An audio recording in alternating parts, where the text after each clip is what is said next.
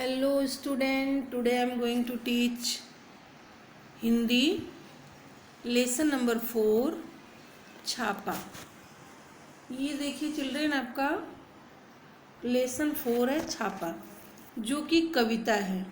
Okay, इसके लेखक का क्या नाम है चिल्ड्रेन? कवि का नाम है ओम प्रकाश आदित्य। अब इसके बाद चिल्ड्रेन हम देखेंगे परिचय। ओके बच्चों, परिचय देखेंगे अभी हम। परिचय में क्या है? जन्म 1936, गुरुग्राम हरियाणा। हरियाणा का नाम सबने सुना होगा ना। और मृत्यु 2009, भोपाल मध्य प्रदेश। इनका परिचय क्या है देखते हैं। परिचय: ओम प्रकाश आदित्य हिंदी की वाचिक परंपरा में हास्य व्यंग के शिखर पुरुष होने के साथ साथ छंद शास्त्र तथा काव्य की गहनतम संवेदना के पारखी थे। आप हिंदी कवि के सम्मेलनों में हास्य व्यंग के पुरोधा थे। मतलब ये हास्य और व्यंग दोनों तरह की कविता लिखते थे। इनकी कृतियाँ क्या है प्रमुख? इधर भी गधे हैं, उधर भी गधे हैं, मॉडर्न शादी, गोरी बैठी छत पर, काव्य संग्रह आदि। ये इनकी कृतियां हैं बच्चों, और इनकी कृतियां बड़ी ही प्यारी हैं। इस छापा में हम लोग देखने वाले हैं।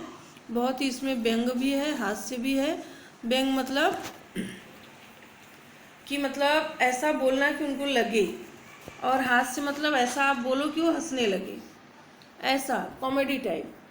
और देखो पद्य संबंधी में क्या है? प्रस्तुत हास्य व्यंग कविता में कवि ने आयकर विभाग के छापे के माध्यम से आम आदमी की आर्थिक स्थिति, छापा मारने वालों की कार्य प्रणाली को दर्शाया है।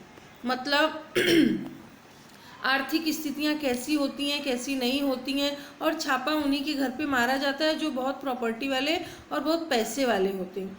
किसी गरीब के घर में छापा कोई मारता है क्या? नहीं। अगर गलत अफवाह किसी ने फैलाई हो तो जरूर मारेगा। तो कवि द्वारा किया गया छापे का वर्णन व्यंग्यात्मक हास्य उत्पन्न करता है। क्या करता है बच्चों? व्यंग्यात्मक हास्य उत्पन्न करता है। अब कैसा व्यंग्यात्मक हास्य, वो हम देखेंगे कविता में, है ना बच्चों। कविता में बहुत ही इजी वर्ड है, तो इसलिए इतना ज़्यादा टफ इसमें कुछ है नहीं, हार्ड वर्ड। फिर भी मैं एक एक करके जैसे लगेगा कि टफ है, मैं आपको बता दूंगी, ठीक है।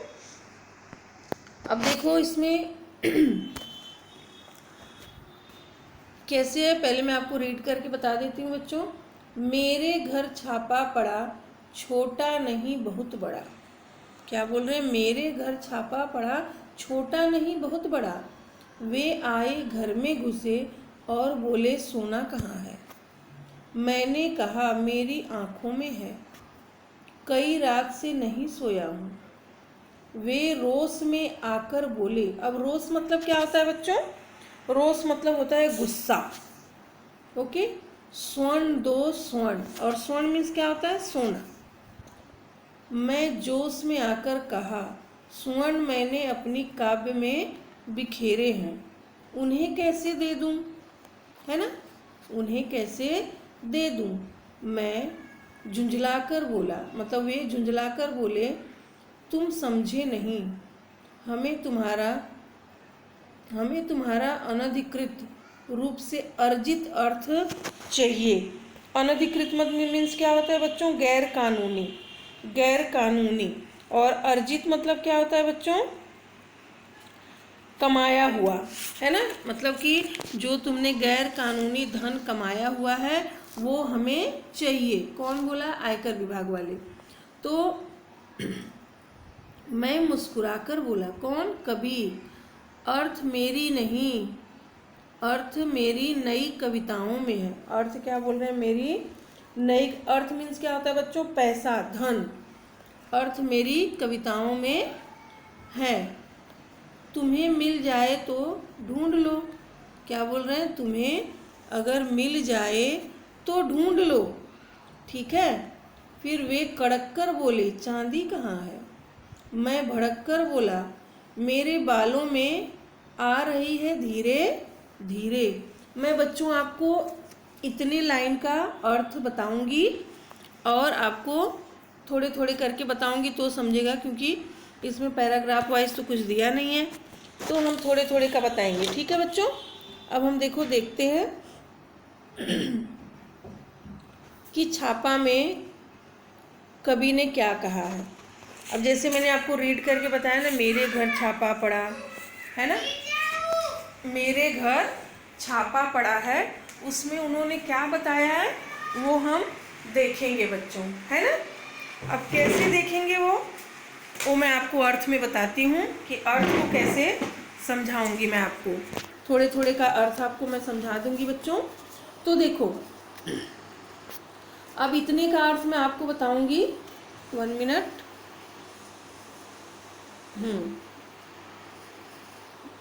ये देखो, ये है ना धीरे धीरे से लेकर के इतना, मैं आपको थोड़े थोड़े करके बताती हूँ। अब देखो, मेरे घर छापा पड़ा है ना, कवि के घर कौन आते हैं बच्चों? आयकर विभाग का बहुत बड़ा छापा पड़ता है। कवि के घर में आयकर विभाग का बहुत बड़ा छापा पड़ा। आयकर विभाग के कई अधिकारी उनके घर पधारे। छापा पड़ेगा तो ऑब्वियसली अधिकारी तो आएंगे छापा डालने के लिए। अधिकारी और घर में आते ही उन्होंने कवि से कहा, जैसे कि ये हमने बोला ना सोना कहाँ है, जब उन्होंने कवि से कहा कि सोना कहाँ है, कवि ने बड़े सहज भाव से उत्तर दिया। बड़े सहज भाव से उत्तर दिया, क्या बोले? सोना तो मेरी आंखों में है। मतलब जो हम नींद लेते हैं ना, सोते हैं ना, उसको उन्होंने बोला कि सोना तो मेरी आंखों में है, क्योंकि वो बहुत ही गरीब थे, उनके पास कुछ था ही नहीं कि वो लोग उनके घर आयकर विभाग वाले छापा मारेंगे।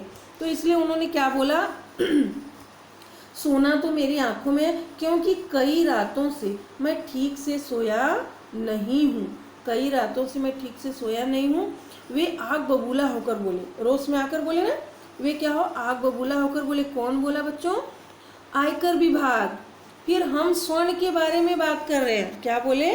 कि हम स्वर्ण के बारे में बात कर रहे हैं, सोने के बारे में नहीं, नींद के बारे में नहीं। तो फिर क्या बोले कि कवि ने भी जोश में आकर कहा। कवि ने क्या कहा बच्चों? जोश में आकर कहा, स्वर्ण तो मैंने अपनी कविताओं में बिखेरा है। क्या बोले?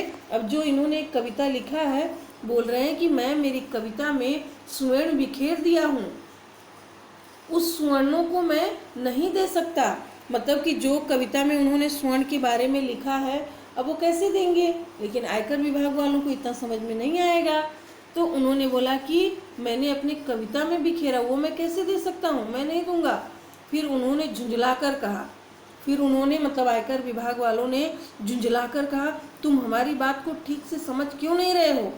तुम हमारी बात को ठीक से समझ क्यों नहीं रहे हो? हमें तुम्हारा अनधिकृत रूप से कमाया हुआ अर्थ चाहिए। हमें क्या चाहिए तुम्हारा? कि जो तुम गैर कानूनी तरीके से धन कमाए हो, वो हमें चाहिए। अब आगे देखते हैं बच्चों। यह सुनकर कवि हंसते हुए कहा, यह सुनकर कवि, अब देखो ना, झुंझलाकर बोले, तुम समझे नहीं, हमारे ये वाला अनधिकृत अर्जित धन अर्थ चाहिए। फिर मैं मुस्कुराकर बोला, मतलब कवि कैसे बोले? कवि कैसे बोले? मुस्कुराकर। यह सुनकर कवि ने हंसते हुए कहा, अर्थ मेरी नई कविताओं में समाया हुआ है। क्या बोले? अर्थ मतलब जो धन है, पैसा है, वो जो मैं नई कविता लिख रहा हूँ उसी में समाया हुआ है। यदि आप उसे ढूंढ सकते हैं तो ढूंढ लें। क्या बोलते हैं? कि अगर आप उसे ढूंढ सकते हैं तो ढूंढ लें। अब उन्होंने कड़क कर कहा। किसने कहा होगा बच्चों? आयकर विभाग वालों ने कड़क कर कहा, चांदी कहाँ है? चांदी कहाँ है? फिर कवि ने भड़क कर जवाब दिया, चांदी मेरे बालों में धीरे धीरे आ रही है। कवि ने भी भड़क कर बोला, गुस्से से बोला कि चांदी मेरे बालों में धीरे धीरे आ रही। अब चांदी बालों में आना कैसे संभव है बच्चों? क्योंकि वो चांदी की बात किसको कर रहे हैं? जो आपके सफ़ेद बाल होते हैं, मतलब आपके नहीं, आपके जो बड़े लोग होते हैं ना, जब धीरे धीरे उम्र का ढलना शुरू होता है, वैसे ही बाल का सफ़ेद होना भी शुरू हो जाता है। तो कवि ने बोला, चांदी तो मेरे बालों में धीरे धीरे आ रही है, मेरे बाल आहिस्ता आहिस्ता सफ़ेद हो रहे हैं। मेरे बाल क्या हो रहे हैं बच्चों? आहिस्ता आहिस्ता सफ़ेद हो रहे हैं। कवि ने ऐसा आयकर विभाग वालों को जवाब दिया। अब हम आगे का देखते हैं बच्चों, आगे का हमारा क्या है वो हम देख लेते हैं। सॉरी, हाँ अभी देखते हैं। अब देखो, वे उद्भ्रांत होकर बोले। उद्भ्रांत होकर बोले मतलब बच्चों, उद्भ्रांत होकर बोले, यह बताओ तुम्हारे नोट कहाँ हैं? यह बताओ तुम्हारे नोट कहाँ हैं? परीक्षा से 1 महीने पहले करूँगा तैयार। वे गरज कर बोले, हमारा मतलब आपकी मुद्रा से है। हमारा मतलब आपकी, जैसे बोले ना, उद्भ्रांत होकर बोले, और मतलब आपकी मुद्रा से मैं क्या बोले, लरज कर बोला। मुद्राएं आप मेरे मुख पर देख लीजिए। मतलब कभी वे खड़े होकर कुछ सोचने लगे, फिर शयन कक्ष में घुस गए और फटे हुए तकिए की रुई नोचने लगे। उन्होंने टूटी अलमारी को खोला, रसोई की खाली पीपियों को टटोला, बच्चों की गुल्लक तक देख डाली, पर सब में मिला एक ही तत्व खाली। सब में मिला एक ही तत्व खाली। कनस्तरों को मटकों को ढूंढा, सब में मिला शून्य ब्रह्मांड। देखकर मेरे घर में ऐसा अरण्यकांड, उनका खिला हुआ चेहरा मुरझा गया। किसका बेटा? किसका खिला हुआ चेहरा? जो आयकर विभाग वाले आए थे, उनका खिला हुआ चेहरा मुरझा गया, है ना। अब देखो, अब क्या बोला है कि और उनके 20 सूची हृदय में रौद्र की जगह करुण रस समा गया। तो बच्चों हम यहाँ तक का सीखेंगे, और जो ऊपर का मैंने लाइन रीड किया है वो सीखेंगे। मतलब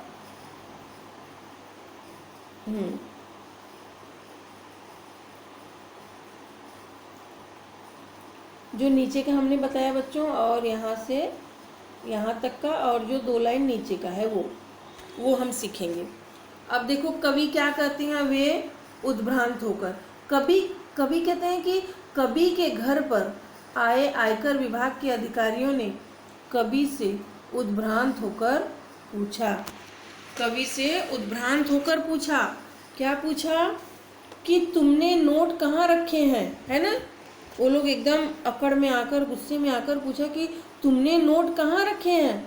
कवि ने तपाक से उत्तर दिया, मतलब जल्दी से उन्होंने उत्तर दिया, मैं नोट परीक्षा के 1 महीने पहले तैयार करता हूँ। क्या बोले?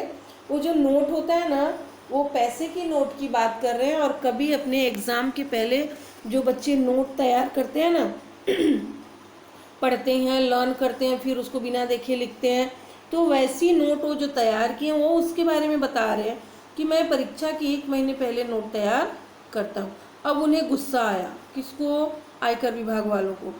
इसलिए उन्होंने गरज कर कहा, हम आपसे मुद्रा के बारे में पूछ रहे हैं, वह कहाँ है? कवि ने भी गरज कर कहा, आप मुद्राओं को मेरे चेहरे पर देख सकते हैं। कवि ने क्या बोला बच्चों? कि आप मुद्राओं को मेरे चेहरे पे देख सकते हो। इसके बाद उन्होंने खड़े होकर कुछ सोचा, और फिर वे कवि शयन कक्ष में घुस गए। फिर कवि क्या हुए? शयन कक्ष में, मतलब जहाँ पे सोते हैं वहाँ पे चले गए। वहाँ पर वे कवि के एक फटे हुए तकिए की रुई नोचकर देखने लगे। क्या देखने लगे? कवि की। अब देखो, फिर वे कवि के शयन कक्ष में घुस गए। वे कौन घुसे हैं? आयकर विभाग वाले, है ना।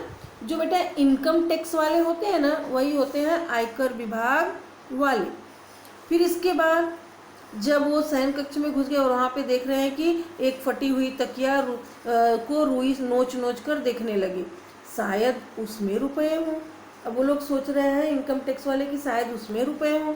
उन्होंने टूटी अलमारी को भी खोल कर देखा, जो टूटी फूटी अलमारी थी ना उसको भी उन्होंने खोल कर देखा, शायद उसमें पैसे हों। फिर रसोई घर में जो खाली पीपियाँ थी उन्हें भी टटोल कर देखा, शायद उसमें भी पैसे मिल जाए। कभी के बच्चों की गुल्लक थी उसको भी टटोला, उसमें भी नहीं मिला। और इतना सब कुछ टटोलने के बाद भी उनके हाथ कुछ नहीं लगा। फिर कभी के घर का जो खस्ता हाल देखकर उनका चेहरा मुरझा गया। मतलब कभी के घर का वो जो खस्ता हाल, मतलब कि उनके घर में कुछ ऐसा था ही नहीं कि वो लोग छापा मारने जैसा काम वहाँ पे करे, मुरझा गया। और उनके 20 सूची हृदय में रौद्र की जगह करुण रस समा गया। मतलब उन्होंने जो छापा मारा था, सारी चीज़ों को देख करके जब उनका चेहरा मुरझा जाता है तो वो लोग क्या करते हैं, सूची अपने हृदय में 20 सूचियों बना लेते हैं और रौद्र की जगह करुण रस समा जाता है। मतलब पहले वो लोग गुस्से में बात करते थे, फिर बाद में उनके अंदर करुण रस समा जाता है कि इनके घर में तो कुछ है ही नहीं, तो हम कहाँ से कुछ इनके घर में छापा मारेंगे, कुछ पाएंगे, कुछ बोलेंगे ऐसा। तो इतने का अर्थ मैंने आपको बच्चों बता दिया है। अब हम आगे चलते हैं, आगे का आपको बताते हैं। ठीक है, करुण रस समा गया हमारा हो गया था ना यहाँ तक। अब आगे का देखते हैं बच्चों, आगे का क्या है।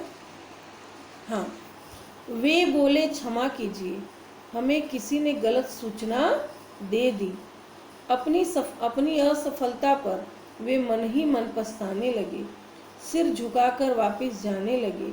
मैंने उन्हें रोककर कहा, ठहरिए, सिर मत धुनिए, मेरी एक बात सुनिए। मेरे घर में अधिक धन होता तो आप ले जाते। अब जब मेरे घर में बिल्कुल धन नहीं है तो आप मुझे कुछ देकर क्यों नहीं जाते?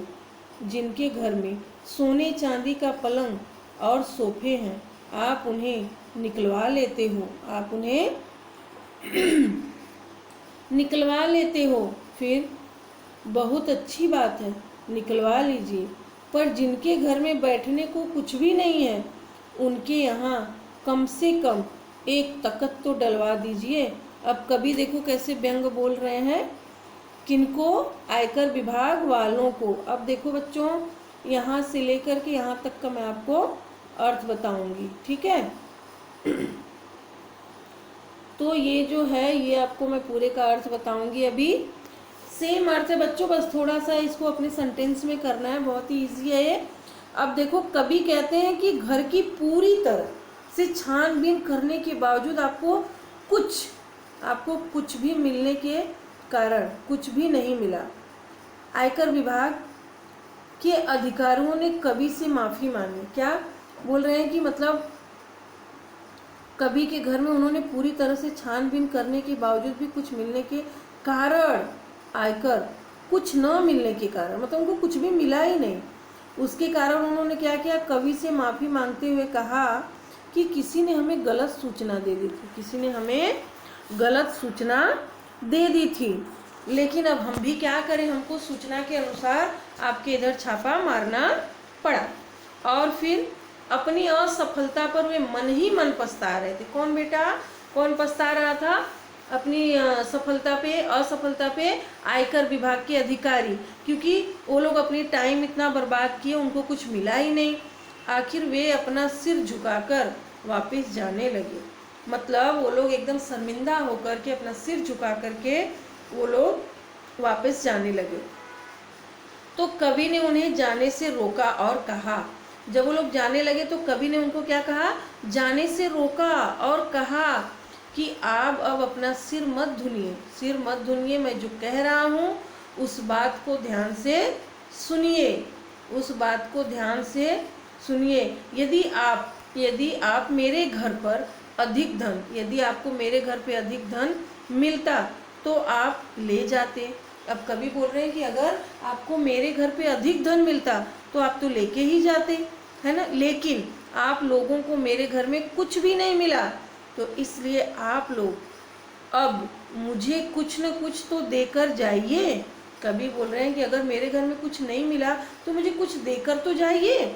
जिनके घर में सोने चांदी के पलंग सोफे होते हैं उन्हें तो आप निकलवा लेते हैं, उन्हें तो क्या बोल रहे हैं, आप तो निकलवा लेते हैं, वह बहुत ही अच्छी बात है। लेकिन जिनके घर में बैठने के लिए कुछ भी नहीं है उन्हें यहाँ कम से कम एक तख्त तो डलवा दीजिए, कम से कम क्या बोल रहे हैं, एक तख्त तो डलवा ही दीजिए। ये है आपका कविता बच्चों, बहुत ही प्यारा, बहुत ही इंटरेस्टिंग कविता है ये छापा, जिसमें बहुत ही इजी इसका अर्थ है। बस थोड़ा सा हमें इसको सेंटेंस में बना लेना है और बाकी इसमें कुछ भी हमें करने की ज़रूरत नहीं है। तो ये अर्थ आपका बड़ा ही इजीली तरीके से मैंने आपको समझा दिया है बच्चों, और ये पूरा आपको रीडिंग करना है। देखो, गौरी बैठी छत पर से, है ना। अब देखो, आपको ये जो शब्द संसार है वो आपको राइटिंग वर्क करना है, लिखना है उसमें। और मैं आपको बता देती हूँ बच्चों कि इसमें क्या करना है आपको, मैं आपको होमवर्क बता दूंगी, आप होमवर्क भी इसी में कर लीजिएगा। तो देखो, इसमें क्या दिया है, सूचना के अनुसार कृतियाँ कीजिए। अब देखो, कृतियाँ कीजिए। अब इसमें क्या दिया है बच्चों, कृति पूर्ण कीजिए, कृति पूर्ण कीजिए। तो आपको क्या करना है, पूर्ण करना है। इसमें क्या आएगा, छापा, कवि ने छापा मारों से मांगा, क्या मांगा, धन और तकत, है ना, धन और एक धन है और एक है तकत। इसमें आप धन लिखेंगे, इसमें तकत, ठीक है, मैं आपको बस बता देती हूँ। और घरों की स्थिति दर्शाने वाली पंक्तियाँ, क्या है पंक्तियाँ घरों की स्थिति दर्शाने वाली, देखो, एक समृद्ध है और एक अभावग्रस्त है। तो समृद्ध में क्या लिखेंगे आप, जिनके घर में सोने चांदी के पलंग और सोफे हैं। और दूसरे में क्या लिखेंगे, जिनके घर में बैठने के लिए कुछ भी नहीं है।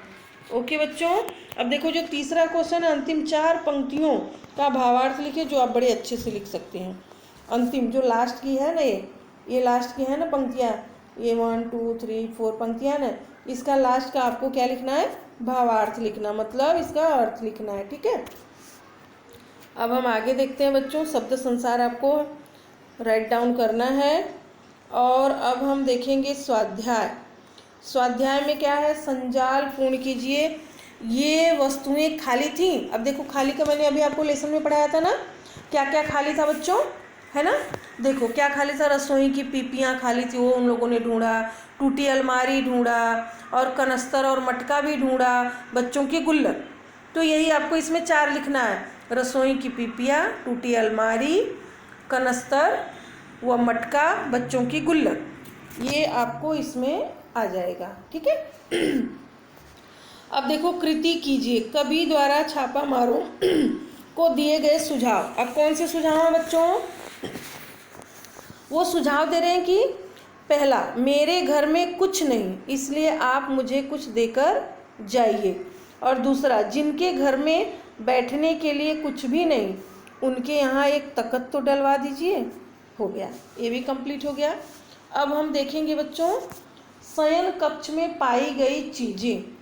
शयन कक्ष में कौन कौन सी चीज़ें पाई गई, पहला है फटा हुआ तकिया और दूसरा है टूटी अलमारी, ये भी आपका कंप्लीट हो गया, है ना बच्चों। अब देखो, अब मैं आपको ये बता देती हूँ, जोड़ियाँ मिलाइए। जोड़ियाँ में कैसे मिलाएंगे, अर्थ का आएगा नई कविता, और स्वर्ण का आएगा काव्य कृतियों में,